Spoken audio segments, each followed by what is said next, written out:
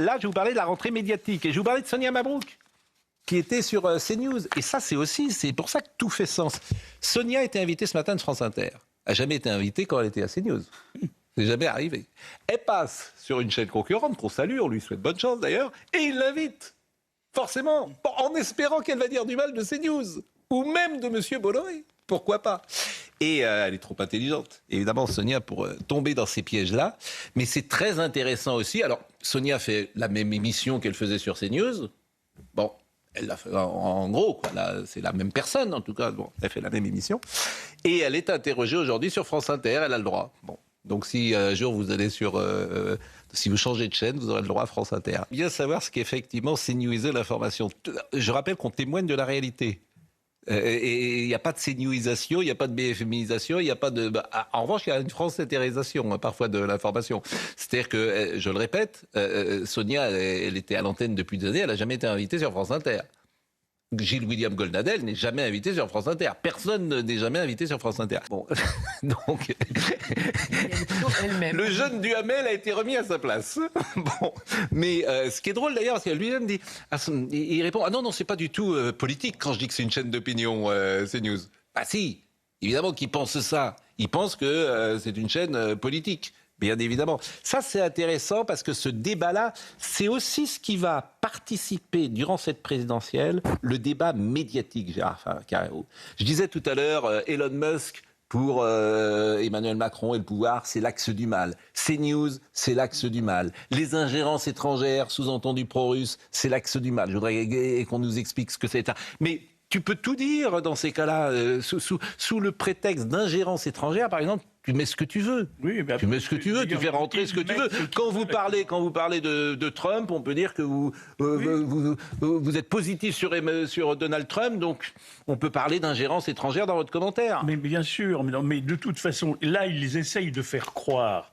Et d'ailleurs, c'est pour ça que je suis content que Sonia ne soit pas tombée dans ce piège grossier. Bien évidemment, elle est trop intelligente pour tomber dans un piège aussi grossier. Mais l'idée, c'était de dire, elle a connu l'enfer, elle était journaliste sur CNews, elle est venue chez nous, elle est donc passée dans le camp du bien. Formidable. Donc, étant passée dans le camp du bien, elle va changer son propos et elle va devenir quelqu'un d'autre. Donc, elle ne changera pas, à mon avis, elle restera ce qu'elle est, c'est-à-dire une bonne journaliste. Mais je vais vous dire, moi je suis très content. Évidemment, peut-être qu'elle fera un peu plus d'audience le soir, je ne sais pas si elle prendra des téléspectateurs à CNews. Mais je trouve ça très bien. Hein. Au fond, je trouve ça très bien. Ça veut dire quoi? Ça veut dire que les journalistes ou certaines antennes prennent conscience de la réalité du pays. Et au-delà du succès personnel de CNews, du groupe, etc., c'est pas ça qui est important. Ce qui est important, c'est que les journalistes témoignent de la réalité. Donc, on fera peut-être... Si on fait un peu moins d'audience, et qu'est-ce que ça peut faire? L'important, c'est que, effectivement, ces idées-là, ce travail-là, de dire attention, il y a des soucis en France, ce témoignage-là qui n'existe pas, c'est là qu'on voit que CNews a influencé toute la sphère médiatique. Toute la sphère médiatique. Et c'est pour ça, d'ailleurs, que certains veulent nous fermer. Parce qu'ils ont bien compris l'influence qu'a CNews. Parce que les autres, évidemment que BFM a changé. Ils ont bien changé depuis 2-3 ans. Parce qu'ils se sont mis en raccord avec la réalité du pays. Et c'est pour ça que Sonia Mabrouk est chez eux. Bon, ils m'ont pas fait de proposition. Mais pas du tout. Mais pas du tout. Mais pas du tout. Mais au contraire, moi je trouve que c'est important que les journalistes témoignent de la réalité. C'est ça le plus important. Le reste... donc cette rentrée médiatique. Un mot également sur Léa Salamé. Puisqu'on parle de... Alors tiens, Maï-Hélène. Moi, je vais vous dire, je vais peut-être vous surprendre. Non, mais je vais peut-être vous surprendre. Je ne vois pas pourquoi on demande à une femme, fût-elle la compagne d'un homme politique, de se retirer de l'antenne. Je pense qu'elle aurait très bien pu, en 2026, continuer de présenter le journal de France Télévisions, alors que son mari, Raphaël Glucksmann, sera peut-être candidat ou pas. Je trouve qu'on est un peu arriéré là-dessus. C'est ma position. Je ne sais pas si je suis d'accord avec vous déjà, parce que ça aurait pu être complètement l'inverse, à savoir une femme candidate et un homme qui se met en retrait du 20h de France 2. C'est quasiment jamais arrivé. C'est quasiment jamais arrivé. Mais... Il y a eu une femme ministre, Roxana Maracineanu, son mari avait quitté, je crois, une chaîne de télévision, France 3, je crois. Mais c'est tout. Enfin, il y a très peu d'exemples dans l'histoire. Et c'est quand même... Mais vous ne trouvez pas qu'en fait, je dirais, qu'est-ce que ça peut faire, quoi? Après, il n'est pas impossible que Raphaël Glucksmann ne soit plus candidat d'ici le mois de novembre. Déjà. Donc, parce qu'il y a la primaire, il n'est pas sûr de la gagner. Donc peut-être qu'elle pourra revenir à l'antenne plus vite. Beaucoup de sacrifices Non, moi je pour pense pas que ça grand-chose. dérange beaucoup de Français. Je sais pas, oui. Je considère Vous pensez que ça beaucoup dérange de- les Français? Je pense que ça Ouais, dérange je les Français, oui. Et de voir une journaliste, quelle que soit son émission, en fait, de voir une journaliste qui présente une émission et qui pourrait devenir première dame, je pense qu'il y a là une espèce de confusion des genres. Et en revanche, je considère que ça ne doit pas du tout s'appliquer au fait que Léa Salamé soit une femme. Non, mais il faut etc. Il faudrait que simplement... l'inverse soit exactement. Il faut parfois se... par exemple, évidemment, elle ne va pas interroger son mari. De la même manière que quand Christine Ockrent et Anne Sinclair interrogeaient François Mitterrand alors que leur compagnon était ministre du gouvernement, en l'occurrence ça devait être le gouvernement de je ne sais qui, mais c'était sous François Mitterrand, ça c'était choquant. Elles auraient dû ne pas interroger ce jour-là. Mais autrement, tu peux faire... Sauf, tu peux, comment dire, tu peux faire ton métier sans effectivement être au cœur d'une interview qui peut poser problème. Ça l'aurait mis dans une situation impossible parce que Oui. si elle avait dû interroger, je sais pas, je prends au hasard Oui. François Hollande qui aurait été, imaginez-vous, en concurrence avec Avec Raphaël en concurrence Glucksmann, directe. Oui. ça aurait été puis, il y a intenable. Je sa pense que pour elle, c'était crédibilité intenable. Après, moi, je Oui. pense comme Sa vous qu'elle aurait pu faire son neutralité. travail, mais Bon. c'était intenable. Comment vous Même pouvez pendant expliquer la, pouvoir être même neutre pendant quand la vous êtes, primaire actuelle. Oui, vous c'est trouvez difficile. que... Moi, je trouve. Bon, je suis un peu. Gérard Carreau. Je suis partagé. Je partagé avec vous en disant qu'après tout, il y a une jurisprudence idiote qui consiste à dire, puisque le mari ou vice-versa est embringué dans une candidature, il faut que l'autre suive et quitte son job. Je trouve que c'était un peu désuet comme idée, mais en même temps, je me dis, c'est quand même très difficile. Là, nous sommes dans la primaire. L'homme, si j'ose dire, excusez-moi de le mettre entre guillemets, le mari ou le compagnon est candidat. Il va donc être partout, sur les médias, etc. C'est difficile pour Léa Salamé, dans cette période, d'interroger. Parce que, quoi qu'elle dise et quoi qu'il se passe, on dira, on voit bien de quel côté elle penche. Écoutez, il y a consensus donc, sur ce sujet, donc la majorité ayant toujours C'est un raison. choix qu'ils ont fait à deux. C'est un choix qu'ils ont fait à deux, vous pensez? C'est ce qu'ils disent. Oui, ça, ils vont pas dire le contraire. Ça, Bon, rentrée politique, rentrée médiatique et rentrée donc économique avec Patrick Martin. Et je vous propose peut-être d'écouter, c'est assez intéressant, André Citroën. Patrick Martin, donc PDG du MEDEF. Moi, je ne savais pas qu'effectivement, j'avais pas fait le rapprochement avant, qu'il n'y avait aucun acteur économique majeur qui dorme au Panthéon. Écoutez Patrick Martin. Soutenons l'entrée au Panthéon d'André Citroën.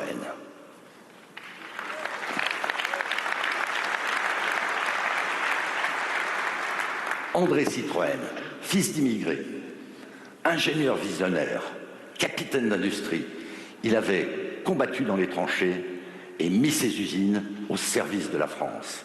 Un industriel, un grand patron social, un entrepreneur patriote au Panthéon, ce serait une belle reconnaissance de ce que nous sommes, nous aussi, des acteurs clés de la réussite de notre pays.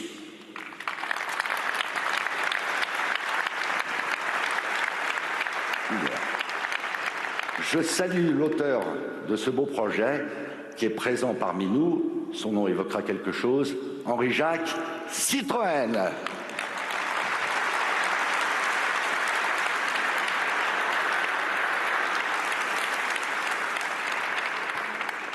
C'est ça le courage patronal, individuel et collectif.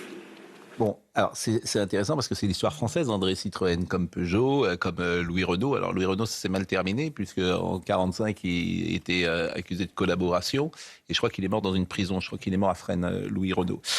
Mais André Citroën, donc c'est là où la France dominait le monde industriellement.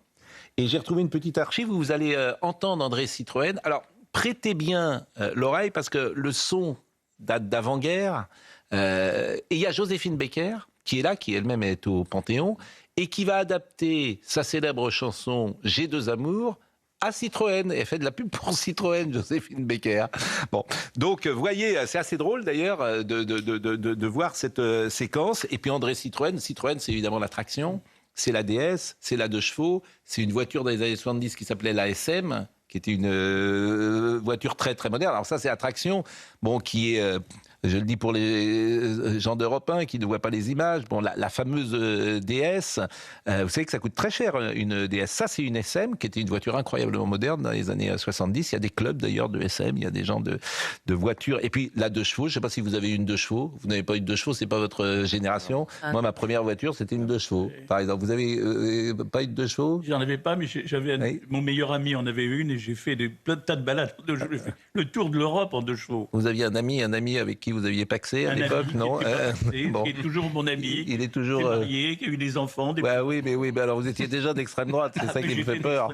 Bon. Déjà. Et la 2 chevaux, ma première voiture en 82, c'était une 2 chevaux, elle était bleue, elle était formidable d'ailleurs. Bon, alors écoutez André Citroën, l'attraction c'était la voiture évidemment popularisée par le milieu, les bandits, etc. Et puis alors tu ouvrais la porte, elle s'ouvrait dans les films noirs, on voit Gabin dedans, Bertrand Blier, tous ces gens-là. Et écoutez donc cette archive, André Citroën et Joséphine Baker.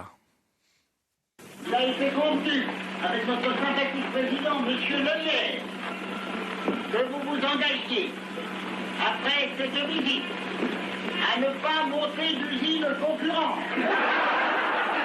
Et de mon côté, il a été convenu de m'engager également, après ce charmant repas, et après avoir entendu tous ces jasmins, à ne pas vous faire de concurrence.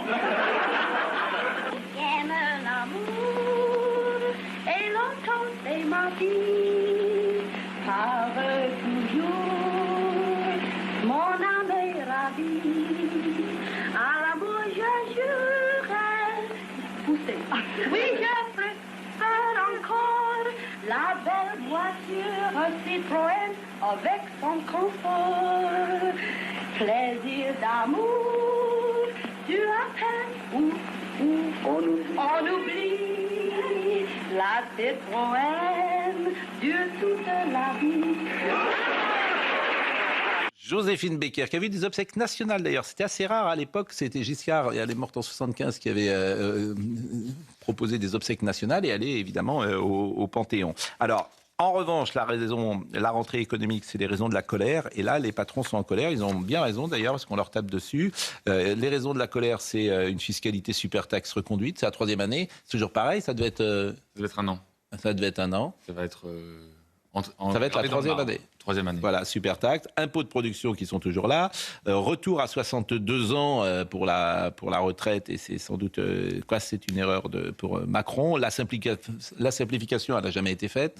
C'est l'échec d'Emmanuel Macron, l'échec de l'administration. J'ai d'ailleurs vu cette déclaration formidable de Sébastien Lecornu qui, après 10 ans de Macronie, explique que l'administration n'est pas au rendez-vous. Mais qu'est-ce qu'ils ont fait ? C'est lui ils sont au pouvoir. Et ces gens-là veulent se représenter. Et il te dit, mais l'administration ne marche pas. Mais on le sait. Ils disent aussi qu'on est au pied du mur au niveau de la dette. Merci de l'admettre enfin, parce que quand on disait ça, on était taxé d'être défaitiste. Patron, les raisons d'une colère. Code du travail, la réforme n'a pas désengorgé. 3 exceptions, harcèlement, stress et discrimination. Innovation, et effectivement 2,2% du PIB. En Corée, c'est 5%. En Israël, c'est 6,8%. Et rentabilité, c'est 3 fois sous l'Allemagne. Alors, je vous propose d'écouter les patrons qui sont montrés évidemment du doigt. Et hélas, ou pas d'ailleurs, les seuls qui peuvent produire, c'est évidemment l'initiative privée, c'est pas le public. Donc, faut encourager les chefs d'entreprise, parce qu'autrement, ça ne marche pas. Écoutons les patrons. Les patrons se fatiguent, les patrons prennent des risques, les patrons essayent de tenir leur boîte debout grâce à leurs collaborateurs. Et si les sociétés fonctionnent, ça nous permet de rétribuer correctement nos salariés, ce qu'on n'arrive plus à faire aujourd'hui. Il y en a ras-le-bol.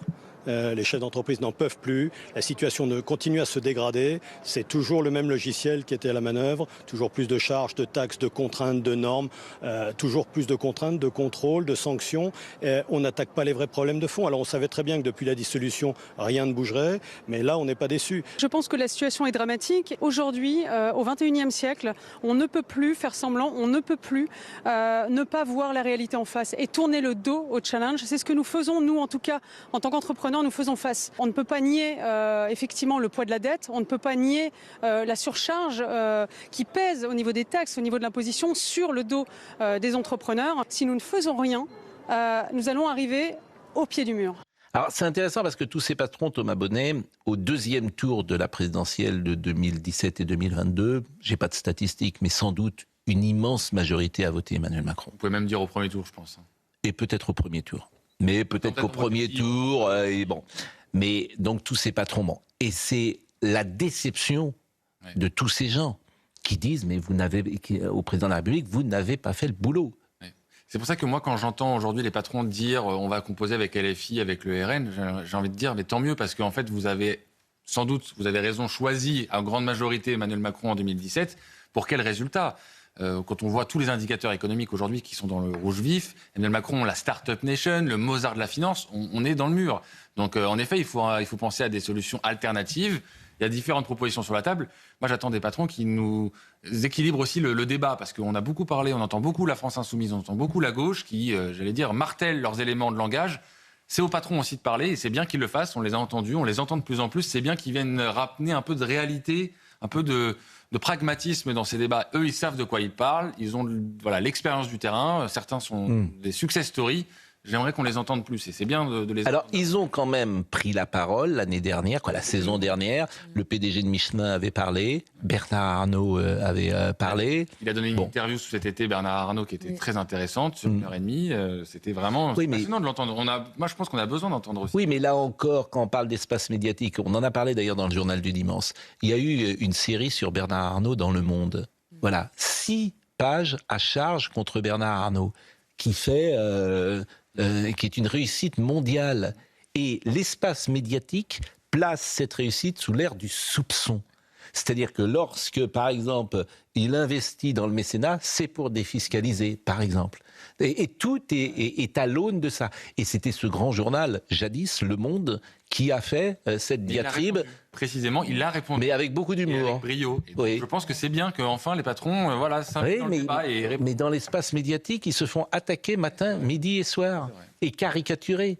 C'est ça qui est extraordinaire. LVMH, c'est vraiment un cas d'école, LVMH. C'est-à-dire qu'il y a des emplois, évidemment, qui sont sauvés, mais il y a surtout des métiers qui n'existeraient plus. Des métiers d'excellence qui n'existeraient plus. Eh bien, vous avez 6 papiers, pour expliquer que sa famille va mal, que les cravates Hermès sont confisquées lorsqu'on entre dans le bureau de M. Arnault, qu'il n'y a pas de salariés en surpoids, enfin des trucs invraisemblables. Invraisemblables. Donc ça participe effectivement, et ça rejoint effectivement que personne n'entre au Panthéon. Bernard Arnault, Dieu lui prête vie le plus longtemps possible. Je ne pense pas qu'il y aura une pétition demain pour qu'il entre au Panthéon lorsqu'il ne sera plus de ce monde.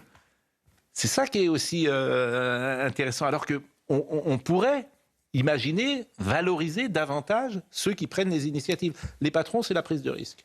On n'a jamais été patron, nous 6. On n'a jamais eu ce courage-là. Cette prise de risque de dire, écoutez, madame, messieurs, moi je m'en vais. Et je monte ma télé, mon bidule, mon truc. Faut valoriser ça. Il est bientôt 9h51. On a écouté évidemment tous ces patrons. Et avant de faire une pause, et on parlera évidemment de ce qui s'est passé dans le petit village de Le Porge. Mais avant cela, puisqu'on est le 27 août, je voulais vous faire écouter, avant la pause, quelque chose qui peut nous donner un peu d'espoir. Il aurait eu 90 ans aujourd'hui. C'est Philippe Labro. Et c'est vrai qu'il a marqué ce groupe, il a marqué Europe, il a marqué C8, il a marqué CNews, il venait régulièrement nous voir. Et il aurait eu 90 ans, il était de 1936. Philippe Soler, c'est de 1936. C'est une année particulière, 36 bien sûr. Et j'ai retrouvé une petite archive, on aime bien vous montrer des archives, où il parle de ce qui peut-être cette année doit aussi perdurer en nous, continuer en nous, l'esprit d'enfance. De garder toujours une âme d'enfant, une curiosité.